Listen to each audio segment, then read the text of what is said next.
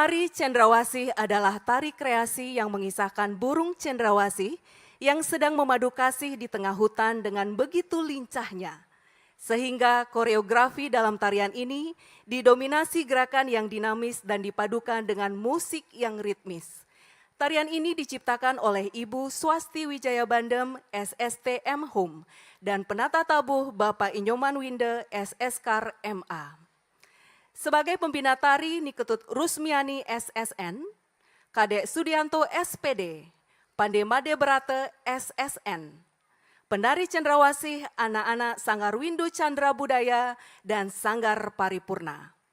Pembina tabuh Praptika Kamalia Jaya SSN MSN, Tata Busana dan Tata Rias Windeoleh Fashion, penanggung jawab Bapak Perbekel Belah Batuh Gede Satya Kusuma SH.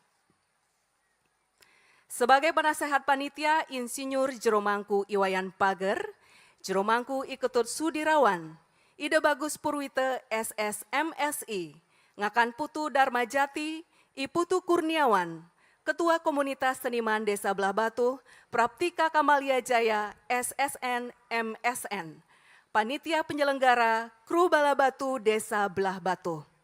Baik Bapak Ibu hadirin penonton yang berbahagia, mari kita saksikan bersama persembahan tari cendrawasih dari Sekegong Praja Hita Suara, Desa Belah Batuh, Kecamatan Belah Batuh, Duta, Kabupaten Gianyar. Selamat menyaksikan.